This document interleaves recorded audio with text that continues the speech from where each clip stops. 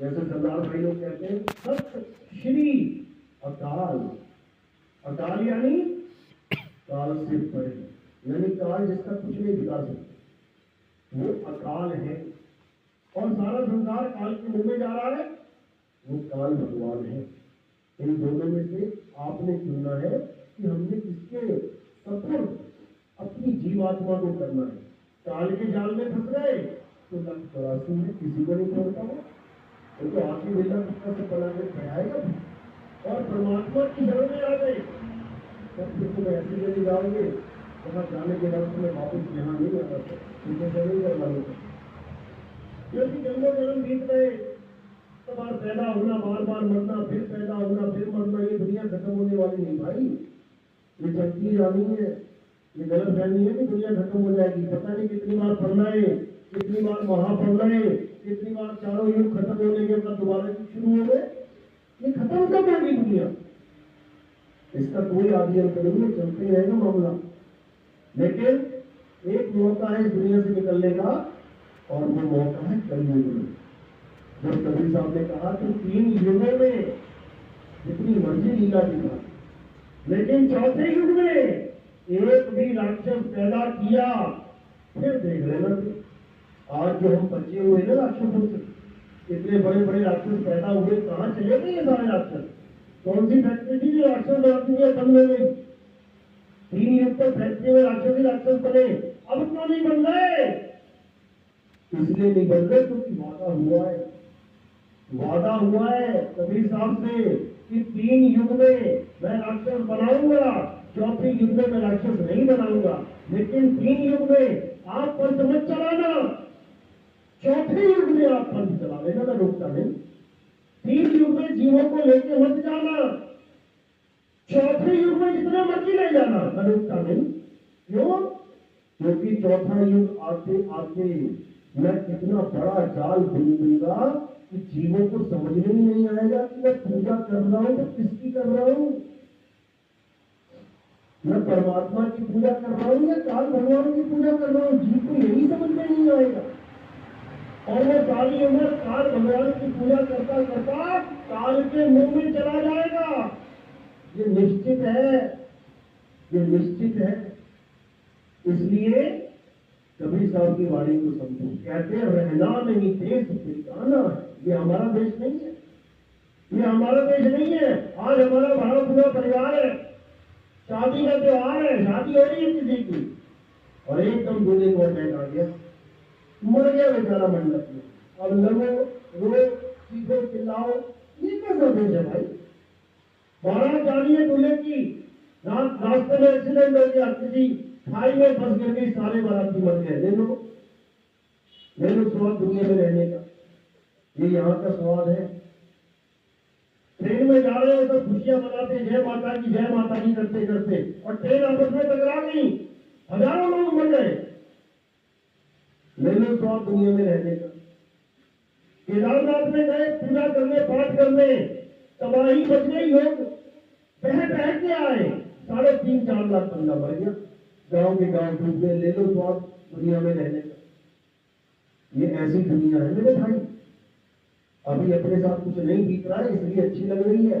जब अपनी किडनियां फेल हो जाएंगी, जब अपने फेफड़े फेल हो जाएंगे, जब हार्ट अटैक आ जाएंगे, जब घर में मृत्यु हो जाएंगी 2-4 लोगों की, तब सारा स्वाद खत्म हो जाता है। फिर बंदा कहता है कोई गुरु ढूंढे या मुक्ति प्राप्त करे। अब क्या हो, अब क्या हो, और मजे ले लो, नहीं समझ में आ रही है। तो सारे समझा रहे रहना नहीं देश में जाना है। ये धरती कागज की पुड़िया बूंद पड़े धुल जाना। ये धरती कागज की पुड़िया है। कागज की पुड़िया क्यों बोला है पता है? अखबार सुबह सुबह आता है ना, देखो कितना टुकड़ा होता है, करारा बिल्कुल, उसी को पानी में डुबो देना जरा कभी, उसी अखबार को पानी में डुबो देना 10 मिनट के लिए, और देखो क्या हाल हो जाएगा उसका। इसी प्रकार काल भगवान ने धरती बनाई है। जब तक तो बारिश नहीं हुई, एकदम ठोस बढ़िया, और जैसे 14-15 दिन बारिश हो गई, खड़े होने के लाले पड़ जाएंगे, जमीन कहाँ है, जमीन कहाँ है, पानी में घुल जाएगी जमीन सारी। डूब डूब के मरेंगे सारे यहीं पे। तो कह रहे ये धरती कागज की पुड़िया, अरे बूंद पड़े भूल जाना है, ये संसार।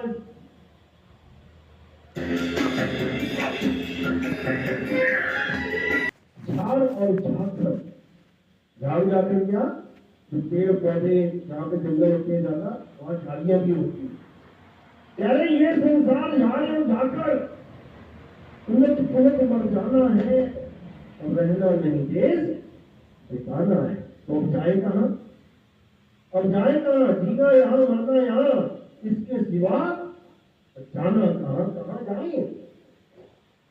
तो शायद ठिकाना बता रहे हैं कहाँ जाना है। कह रहे कहे कबीर सुनो भाई साधो, सतगुरु नाम ठिकाना है। सतगुरु ठिकाना ही बताने आते हैं यहाँ पे। यानी तुम्हें जो नाम दीक्षा मिल रही है, ये कोई राम राम राम राम नहीं है, ये नाम जपने वाली दीक्षा है। ये कोई अल्लाहू अल्लाहू नहीं है, ये कोई वाहिगुरु वाहिगुरु वाली दीक्षा नहीं है, ये कोई मंत्र जाप वाली दीक्षा नहीं है। ये कौन सी दीक्षा है? सतगुरु नाम ठिकाना है। अगर इस दुनिया में तुम नहीं रहना चाहते, तुम थक गए हो रहते रहते, तुम यहाँ पर दुखी हो चुके हो, कहते तो तुम्हारे लिए एक जगह और है। वो क्या है? सतगुरु नाम ठिकाना है। तुम उस ठिकाने में पहुंच जाओ जहां पर पहुंचने के बाद ना तो आना होगा ना जाना होगा, ना कहीं आना और ना कहीं जाना, आपे में आप समान। फिर तुम्हें तुम्हारा स्वरूप पता और अपने स्वरूप में स्थित हो जाओगे, उसके बाद तुम्हारा जन्म मरण का रोग खत्म हो जाएगा। तो इसीलिए साहब ने समझाने में कोई कसर नहीं छोड़ी, लेकिन ये जीव ये समझने को तैयार नहीं, ये समझने को तैयार नहीं। इसको तो वही चाहिए, इसको भक्षक ही चाहिए, भक्षक में खुश है। और कहता नहीं है, कहता है मरना तो है ही है, मौत तो आनी है, जबकि हमारा ये जीव अमर है। कहते भी है ईश्वर अंश जीव अविनाशी है, अमर।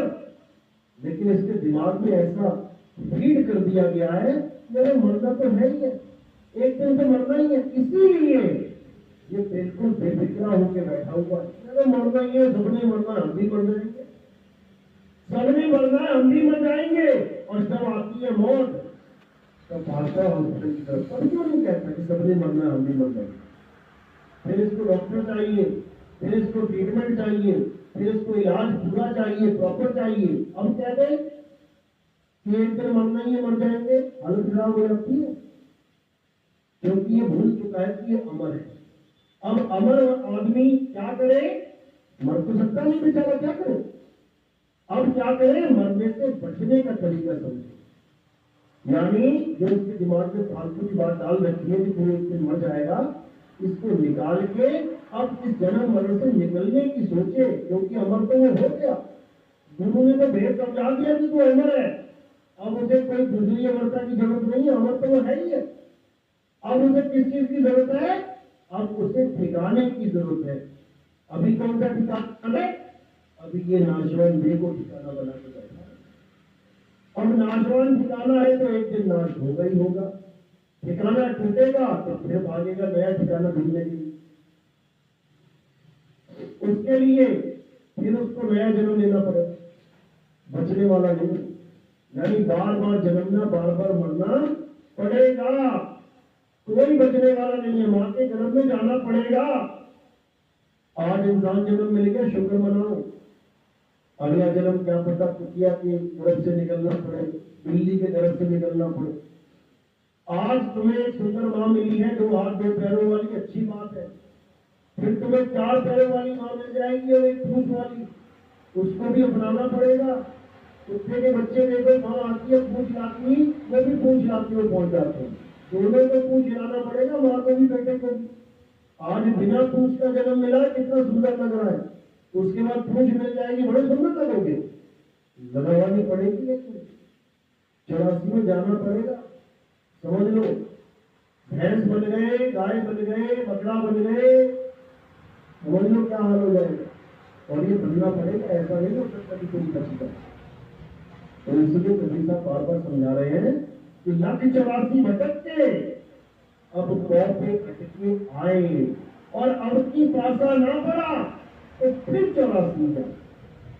अब ये मौका मिला है कि इस 84 को खत्म करना है। अब ये पासा, पासा यानी बाजी, अब हारनी नहीं है, अब बाजी जीत के जाना है। और जीत के कहां जाना है?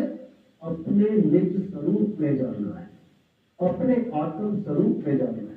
जहां जाने के बाद फिर तुम्हें कहीं आना जाना नहीं पड़ेगा, सदा सदा के लिए तुम्हारी मुक्ति हो जाएगी। कोई तुम्हें तुम्हारा गर्भ में डालने वाला माई का लाल पैदा नहीं होगा। इसको समझ लो अच्छे से। चलो बीच बीच में भजन करते आएंगे, भजन कर लो। बोलिए परम पिता परमात्मा